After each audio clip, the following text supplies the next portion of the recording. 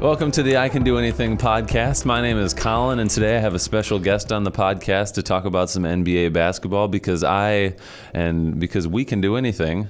But first, Witch Doctor is the sponsor of today's episode. This episode of the I Can Do Anything podcast, brought to you by Witch Doctor, allows you to cast away the spirits from your life with their easy-to-use mobile app, available on all your devices and across mobile platforms. The app offers a wide variety of easy-to-perform spells that can help cure the most complex of issues in your life to the very simplest. The app is actually very cool. I downloaded it and was able to get rid of a spirit that was turning on my Himalayan salt lamp on and off. It was kind of spooky. I would wake up one day and it would be off where I had it on as kind of like a nightlight in the middle of the night, and then it would just randomly be off, and then I'd get home from work and it would be the opposite of that.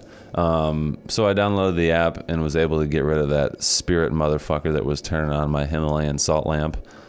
It even has stories from witch history, like the story of Cybele Leek, one of the most famous modern witches, and excerpts from her books such as The Diary of a Witch or the story of Anne Boleyn, the second wife of Henry VII of England, and her history with witchcraft that led to her beheading in 1536. Witch Doctor even has additional in-app purchases like crystal balls, pointed hats, broomsticks, black cloaks, wands, and potions. Download Witch Doctor today, but be careful. You never know what magic powers you might find. And also by Blind Acquisition, the leading dating site for those who are looking for a mystery. Blind Acquisition provides some of the best results among similar dating apps. Dating can be difficult, and many of us are very picky about who we are seen with in public. Let Blind Acquisition set you up on a blind date for the ages. Download the Blind Acquisition app today on your mobile device to set up your profile and let the dream date you've been waiting for be lined up for you before you know it. All right. My guest today is going to be a little shy on the microphone. So her microphone's on. If you want to contribute, you can. If not, this will just be a regular episode of the I Can Do Anything podcast. So there were two blowouts on Tuesday night in the NBA. The 76ers and the Raptors. The Raptors blew them out in Game 5.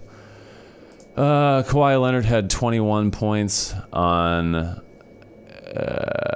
let's see. 21 points on 43.8% shooting, 13 rebounds, 4 assists. Pascal Siakam was really good. I didn't watch either of these games. Siakam had 25 points on 36% shooting from the field. All their starting 6 was in double figures. Joel Embiid was pretty horrible with 13. Well, I guess 13 points isn't horrible, but 50% from the field, 2 of 6 from 3. Only went to the free throw line once, was 1 of 2 from the free throw line, 6 rebounds. Ben Simmons was pretty bad. 7 points on 60% shooting, I guess is fine. 7 rebounds. So the Raptors blew them out in Game 6, and then the Nuggets blew out the Trailblazers 124-98. Jokic had another triple-double and was really good. I'm not going to talk about those games because they were blowouts, and I didn't watch them. So then on Wednesday night, the Milwaukee Bucks finished off the Celtics in their first trip to the conference finals since 2001. Antetokounmpo played really, really well. This was actually a close game for the majority of the game, and then the Bucks kind of pulled away late. They went on a run towards the end of the third quarter, maybe the beginning of the fourth quarter. Antetokounmpo finished with 20 points on 57% shooting, 8 rebounds, was plus 33 and plus minus. Chris Middleton had 19, Eric Bledsoe had 18. They had 3 guys in double figures off the bench. Kyrie only had 15, shot 28% from the field, 6 of 21, 1 of 7 from 3. Gordon Hayward had 7 points off the bench. Jason Tatum only had 14 on 30% shooting. I have a question now that the Celtics have been eliminated from my good friend Mike LePatin out there in Boston. Do you still think that you could have beat LeBron with Kyrie Irving and Gordon Hayward last season in that conference in the Eastern Conference final? Because I don't think you could have. Hayward was pretty terrible. Kyrie was not very good. And the Bucks are essentially the Cavs this year, because Antetokounmpo is basically now the East LeBron James, except he's younger. And did they work? I had to manually load it. It did not load the correct one. That's weird. Hopefully that'll play. But thanks for telling me. Yeah, that one is, what time is it? Oh, 7:29. Yeah. Yeah, it loaded an older version one. That's weird. Yeah, it's really weird. When I do that, it like pops up as an error. It like tries to do it, and it like a little bar goes across a bunch of times, and then it's like an error. So we'll just have to keep an eye on it. And watch it, but it shows. So you'll manually load the other ones then too? Yeah, I'm just gonna double check them because they probably won't load. Yeah. All right. Thank you. Yep. I'm at the radio station, and things aren't working too well over here. Well, they're working fine, I guess. But what was I talking about? Oh, the Celtics in the East. I wonder what happens now with the Celtics. It's interesting that what's his name? Paul Pierce was talking all that shit on ESPN's coverage of the games. I think it was after game 2 or game 1, whichever one the Celtics won of those two. I want to say it was game 1. He said it was over in probably 4 or 5. And he was right, except the Bucks won it in 5. I wonder what Paul Pierce thinks of this Celtics team. All these guys on this team are basically the reason that he wasn't able to end his career in Boston, because they were trying to make way for this new wave of young people. Kyrie Irving, Jaylen Brown especially. I mean, the younger guys that they drafted more so. But they were trying to make space to get a guy like Kyrie Irving and Gordon Hayward in free agency. They got both of them. They got good draft picks in Jaylen Brown and Jason Tatum. They got a veteran in Al Horford. And they still suck. Well, they don't suck, but this year was just very underwhelming for the Celtics. And then in Game 5 of the Western Conference semifinals, the Warriors beat the Rockets 104-99. This was a really close game. I think, right? This was the game where Clay hit the... I'm so behind, it feels like, because I can't stay up and watch these late games. I can't even stay up and watch the first games, actually. Let's see. The Golden State Warriors won 104-99. Clay had 27.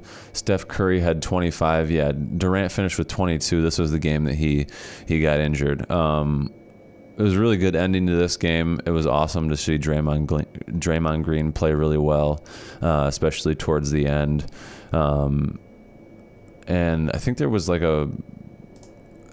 somebody. I didn't watch this game. I watched the extensive highlights on NBA.com, but there was some sort of run. Golden State with a 12-0 run. When was this? Late in the third quarter, maybe early in the fourth quarter. Thursday, both games were really good. The Raptors and the Sixers, and then the Nuggets and the Trailblazers. The Nuggets and the Trailblazers game was, I think, by far better. Damian Lillard played really well. Rodney Hood was really awesome for Portland off the bench. He had 25 on 66% shooting. Was 3 of 4 from 3, 75%.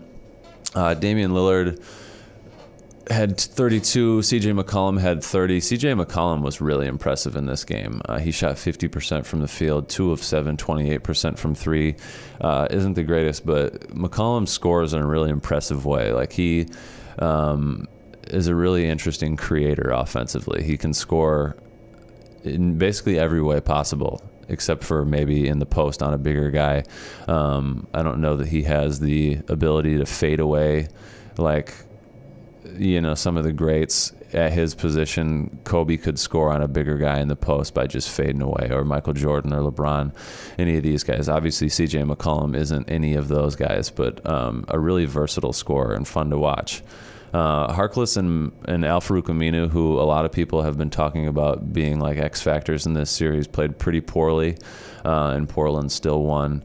Enes Kanter they said this during the broadcast, Enes Kanter is a Muslim, and it is currently Ramadan.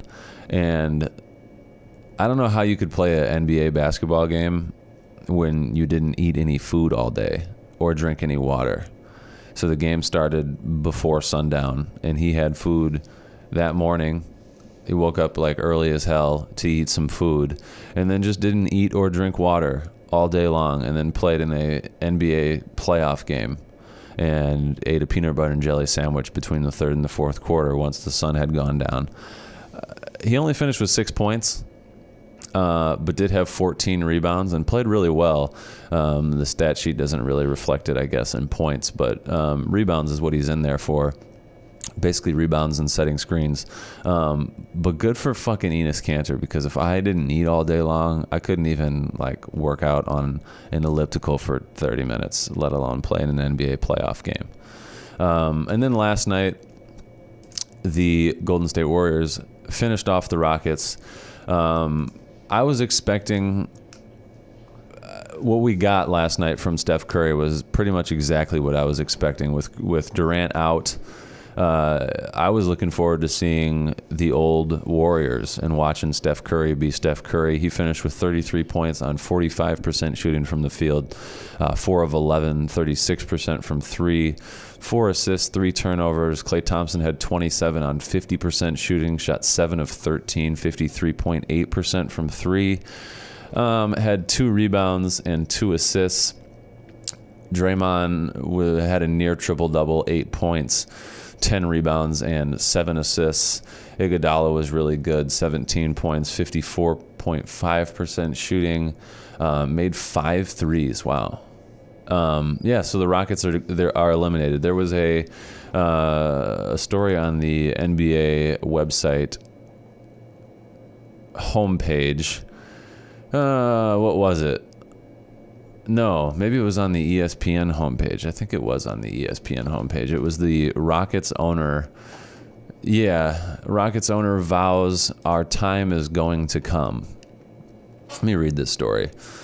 After tipping his cap to the Golden State Warriors, Houston Rockets owner Tillman Fertitta defiantly guaranteed that James Harden will lead his franchise to championships. No, he won't. He's not going to. It's funny to me that he really believes that. Like, maybe he's just saying that publicly because he's trying to instill a little confidence in James Harden. But as long as the Warriors are in the West, and I think they're always going to be in the West, I don't anticipate the Warriors not offering Klay Thompson the max. So maybe, I don't know, maybe they lose Draymond Green and Kevin Durant, but that leaves a lot of cap space for other people to come, and there's a pretty good amount of great free agents this year that, let's say if Durant and Draymond Green were to leave, they could still get other people. But like, even with Klay Thompson and Steph Curry, the Rockets probably still aren't beating the Warriors. They kicked our ass on our home court, Fertitta said after the Warriors eliminated the Rockets for the 4th time in 5 seasons, ending Houston's season. They beat us by 10 points in the 4th quarter. It's unacceptable. Okay, we just have to be better. Last season, after the Rockets lost in the Western Conference Finals, I think a lot of sports media basically said, and after they made a lot of moves in the offseason, losing Trevor Ariza, which was an important defender for their team. I think a lot of people basically said that the Rockets' window closed in the West. And they got a lot closer this year than I thought they would. It's kind of unfortunate for them that they met the Warriors in the Western Conference semis rather than the conference. I mean, it probably wouldn't have made much of a difference. But yeah, I don't know. I don't know what their roster looks like for next year as far as like who's a free agent on their team currently. But yeah, they're not beating the Warriors again next year at all. Let's go back to the NBA website. There was another story on there that I wanted to read.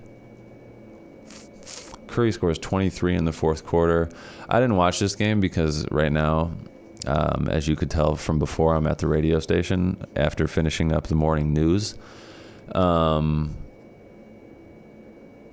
I went to sleep super early last night, so I didn't watch this game. But with no NBA games on today, good old League Pass is going to allow me to watch this game tonight. So the Lakers are interviewing. You know what? Fuck that. I'm not talking about the Lakers. Fuck the Lakers.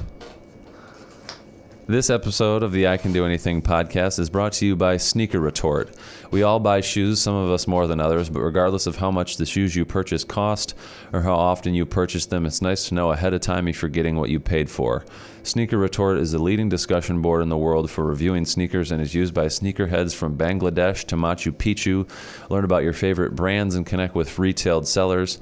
After your purchase, give a rating and review of the seller and the product so that those interested in that seller or a particular shoe or the brand can make an educated decision before they spend their hard-earned money. Whether you're a collector, a manual labor worker, a runner, or a fashionista, Sneaker Retort is your home for witty, sharp, angry, delighted, and incisive remarks, accusations, and satisfactory banter. Our members are passionate about footwear. If you have a passion for what protects your souls, sign up for a free membership to receive early release notifications and our daily newsletter featuring the latest in trends and discounts from around the world of kicks.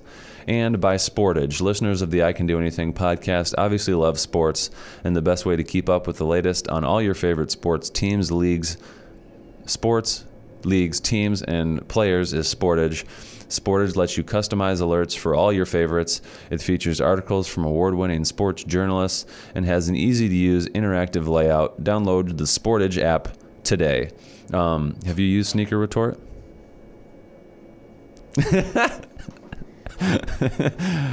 You know, this is an audio podcast. No one can see you shaking your head. You got anything to add on the NBA playoffs? No, I do not. All right. Well, I think that about wraps up this episode of the I Can Do Anything podcast. What are we at? We're at 18 minutes. That's way shorter than most of them are. You want to fill about 20 minutes of time? All right. I'm looking forward to the Game 7s on Sunday, although it's Mother's Day and we've got some Mother's Day activities, including the Avengers Endgame on Sunday early afternoon, and then a little Mother's Day dinner. We'll get the games in, though. That's what phones are for. Well, the movie's at 1:45, and the first game, the Trailblazers and the Nuggets, starts at 3:30, and then the second game is at 7. I can watch both of those. Oh, the movie's really long, isn't it? It's like 3 hours long. I'll catch the second half of the first game. Nothing? You got nothing else? No. Okay, we'll be back on Monday. Thanks for listening.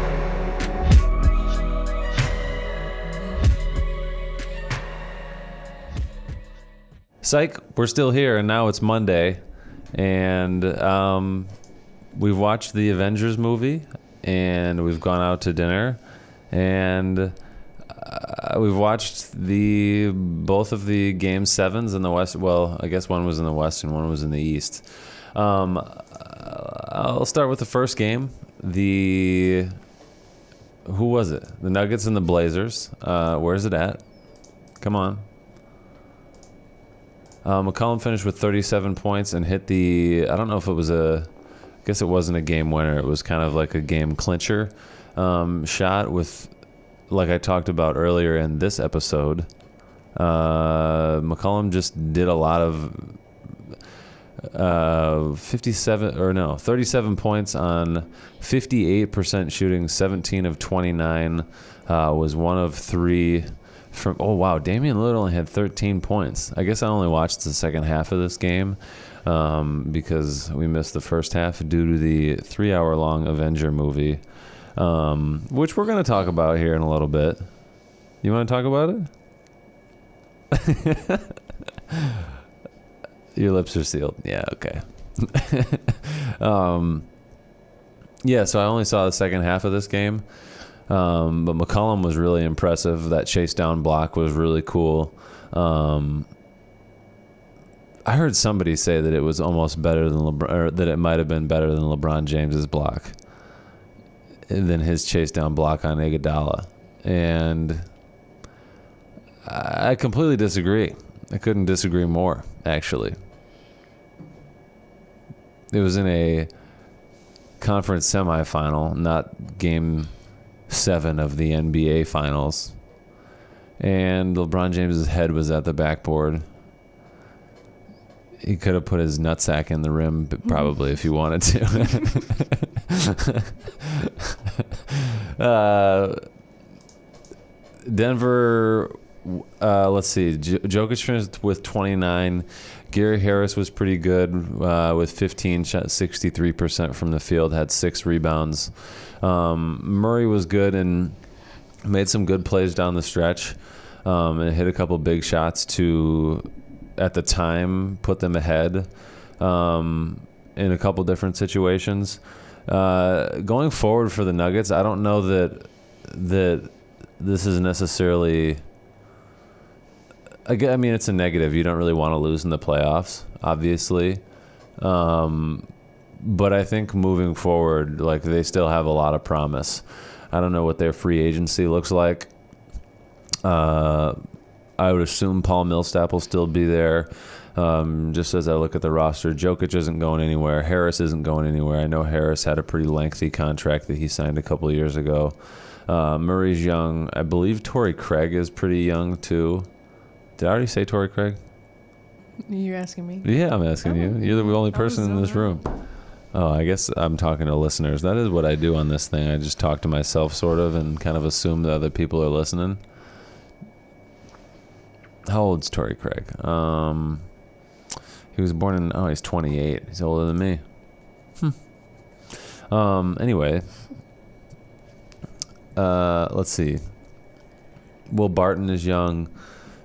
They're going to have the majority of this team back. So I don't think that for the Nuggets it obviously sucks to lose in the conference semifinals, but they're going to be back in the playoffs. They're going to be better next year than they were this year, I would assume. And for the Blazers, in both of these Game 7s, it was kind of remarkable how it seems like both of these teams really accomplished something huge for their franchises, because the Blazers haven't been to a conference final in a really long time, and the Raptors have been to conference finals in the past. I believe the past 3 years they've been they weren't even in it last year, I guess. Oh yeah, the Cavs played the Celtics last year in the conference finals. I don't know about the year before that. So maybe it is a bit of an accomplishment for the Raptors. Perfect segue into the Raptors game. Let's see the box score first. Kawhi Leonard finished with 41 points. The buzzer beater, which was really awesome. Where are the Raptors at? 41 points on 41% shooting, 2 of 9 from 3. It seemed like from watching the game that he shot better than 2 of 9 from 3. I only remember watching him make threes. I don't even remember him missing any. 8 rebounds, 3 assists. Pascal, wow, they were kind of... This is a low-scoring game by today's NBA standards. But they didn't really even get that. Like, Serge Ibaka played well off the bench, had 17 points, but... They only had 2 people score off. Well, they only played 2 people off the bench. Van Vliet was really good. He did a lot of stuff that didn't really show up in the box score. He only finished with 14 points, was 0 of 5 from the field. All his points came from free throws. And he had a big steal late. One of his 2 steals was late, where I think he got blocked by Embiid on the fast break, and then Kyle Lowry, who played well too, although he only had 10 points. I don't know. I guess 10 points on 30% shooting, 6 assists is still below average for his assist totals this year. But Kawhi Leonard was awesome. That the audio from from that game winner. I've heard it maybe 10 or 12 times now, and it still gives me the goosebumps. I love the way that I think it was, I forget the name of the guy that was doing color. He's a former basketball player, like I guess all the TNT color commentary guys are. Greg Anthony was his name. I love the way that they both, him and I believe it was Marv Albert, just both kind of like viscerally, is that how you say that? Viscerally reacted to it, and they both just kind of screamed. They didn't really it was not a professional broadcasting call by any stretch of the imagination, but it was really good because of that, I think. It's off to Leonard, defended by Simmons. Is this the dagger?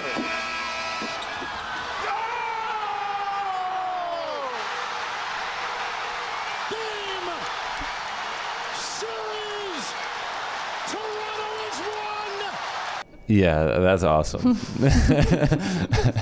I love the way that you can hear it bounce on the rim a bunch of times. Let's watch it again. It's off to Leonard, defended by Simmons. Is this the dagger? Doink, doink. And then he drops to his knees, kind of, or drops to a catcher's position. And Series! Toronto has won! yeah, that's awesome. I've watched that so many times today. What do you think? You saw it, right? Did you see it? Yeah. What was better, hit that one or Damian Lillard's? What was wrong with you? It's right there. Just turn it off. The mic off.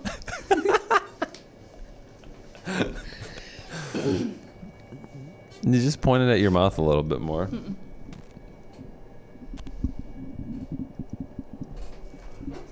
It's pretty simple. Which one do you think was better? Damian Lillard's or that one? Did you know that there has never been a buzzer beater in a Game 7 in NBA playoff history? That was the first one? I did not know that. You learn something new every day. Mm-hmm. That's what they say. People say that, you know. I did, yeah. Yeah.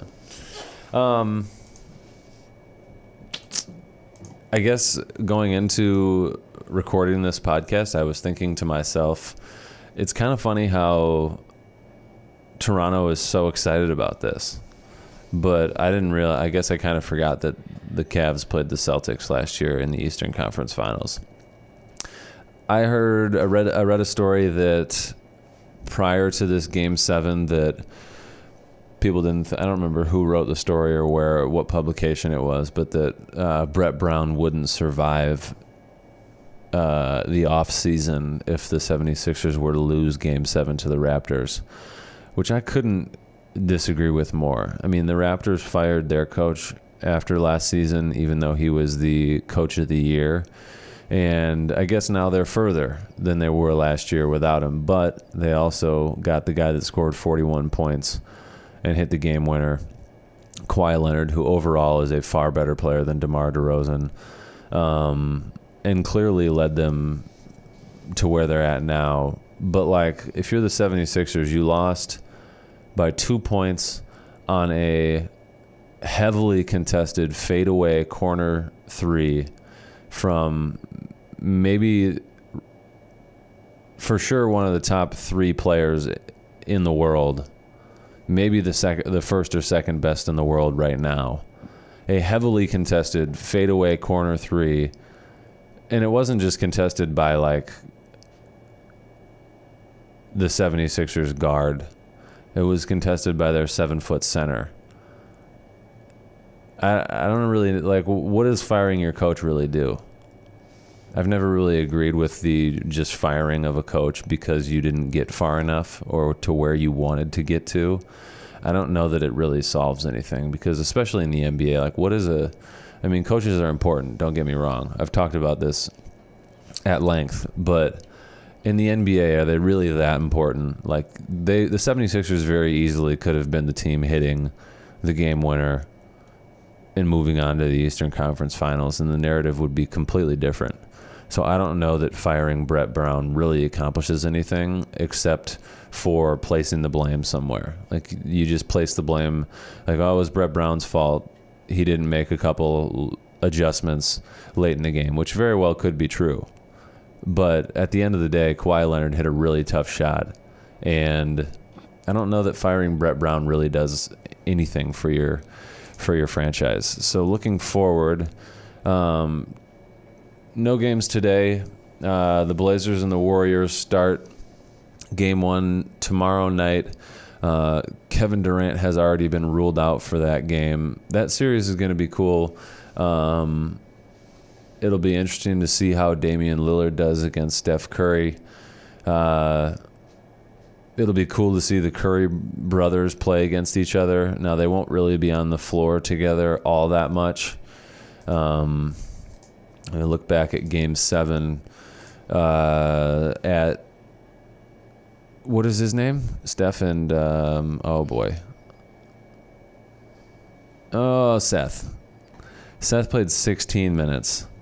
So I guess they'll probably be on the floor against each other a little bit, but Seth is in that second unit, probably comes in right around the end of the first quarter, beginning of the second quarter, while Steph is usually resting.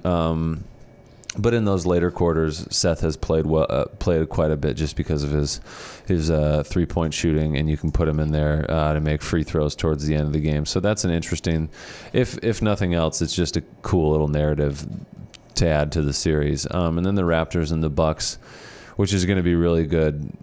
I talked about this also earlier in this episode. The Bucks are essentially now the Cavs from last year. Giannis is the new LeBron in the East.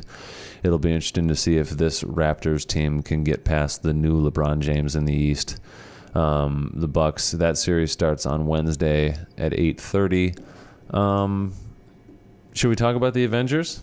You don't want to talk about the Avengers? Nope. You didn't like it? You trying to get me to talk about the pictures? Did you like it? I liked it. What'd you like about it? I'm not talking about it. Do you feel like I'm forcing you to do this right now? You can't say that. You feel like I'm forcing you to do this? No, because I could leave if I wanted to. You could just leave if you wanted to. But the microphone's pointed right at your mouth. And you're talking into it. You kind of like it, don't you? All right. I guess we're not talking about the Avengers.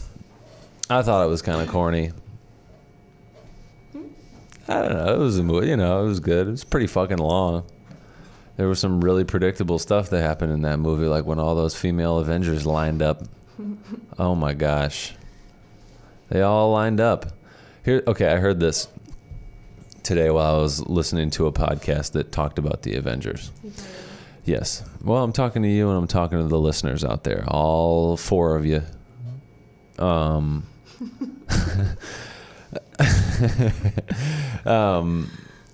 when the Avengers, let's see, how did that scene start? A bunch of people were carrying the glove thing. What do they call it? The gauntlet? Yeah. A bunch of people were carrying the gauntlet. The guy that shoots the arrows, who doesn't really have any powers, he just shoots arrows really well, right? He was carrying it for a while, just running with it. And then Spider-Man was carrying it for a while. He was just running with it with his like Iron Man spider arm things that come out of his back. And then Black Panther was running with it for a while. Black Panther, he's Black Panther. He's got super speed and he's got the suit, and I guess Spider-Man has a suit too. But especially the first guy. What's the guy that shoots the bow and arrows? Cross? Is that his name? Anyway, it doesn't fucking matter what his name is. He's just a regular guy. So then the glove's on the ground. Thanos is about to pick it up. Thanos. I was thinking about that during the movie because I hear people say it the other way than the way that they were saying it. And like they say his name quite often in the movie. but here I am, and I don't remember the way that they said it. Anyway, so he was about to pick it up, and then Captain Marvel picks it up. Or maybe he wasn't about to pick it up. She just picked it up because it fell on the ground. And Spider-Man, or maybe she asked Spider-Man for it. Anyway, it doesn't matter how it happened. Regardless of how it happens, she picks it up, and then Spider-Man says to her, how are you going to get through all of those people? And the way that it was put on this podcast is like, so all these other people that just are kind of like regular people compared to Captain Marvel. Captain Marvel is supposed to be like the strongest person in the Marvel universe. All of them just like ran through a bunch of those fucking little things in Thanos' army. And then he says to her, I don't know how you're going to get through all of those things. Meanwhile, she just literally blew up a huge fucking spaceship by flying through it. But she can't get through that army of people. And then all these girls come. Like, she didn't need any of those girls. She could have just done it herself. She could have just literally done anything. Flew up, flew right at them and through them. It was, to me, it was just so fucking pandering. Like, let's put all these females in the shot so that everybody can say that whatever the fuck it is in Hollywood, that we don't do that. The Avengers are for the women. I just thought that scene was really, really, it was just way overdone. Other than that, I don't know. I really didn't, it's just a long-ass movie. And it kind of like wraps up the whole thing, even though they're still going to make a bunch of movies. Black Panther's going to have a second movie, you would assume. They set up another Guardians of the Galaxy. You would assume Captain Marvel will probably have another movie. Tony Stark's dead, so he's probably not going to have another movie. Actually, I'm pretty sure that's like a real thing, that he's not going to have another movie. Did I read that? I think that it's in his contract that he's like done. But yeah, they're still going to have other movies. So I guess Endgame is just a title. It's not like they ever said, like, we're done making movies. We're done making superhero movies. I don't remember where I was going with that.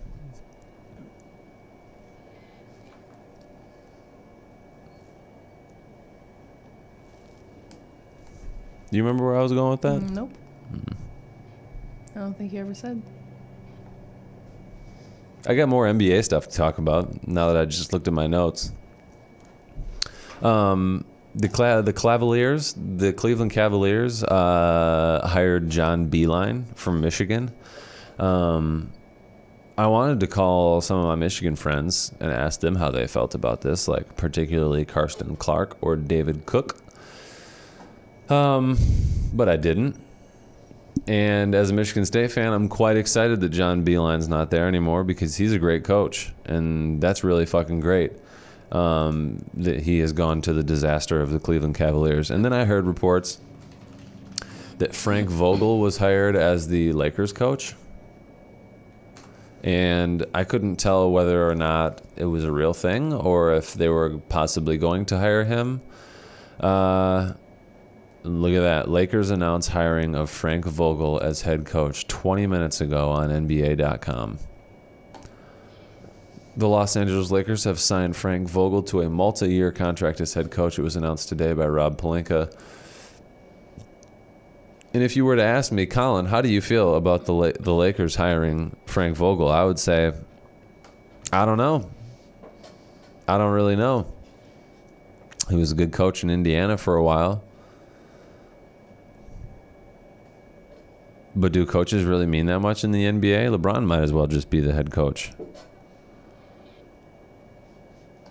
I don't think that hiring Frank Vogel really does that much more for the Lakers than having Luke Walton as the head coach. If they don't get any free agents, might as well just still be Luke Walton, as far as I'm concerned. Frank Vogel's a funny-looking guy, sort of. Not really. I guess he just looks like a regular guy. He's got a... You want to see him?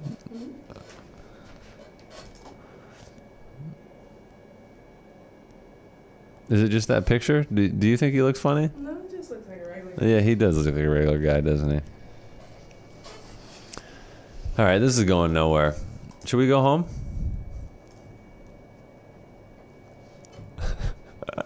You gotta stop asking me questions. What? That's what you're here for. Is it? I mean, I thought.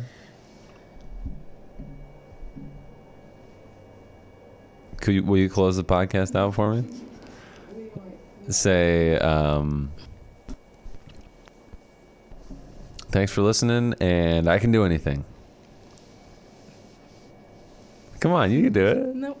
I can't do it, but because I can do anything. Ooh. Yeah.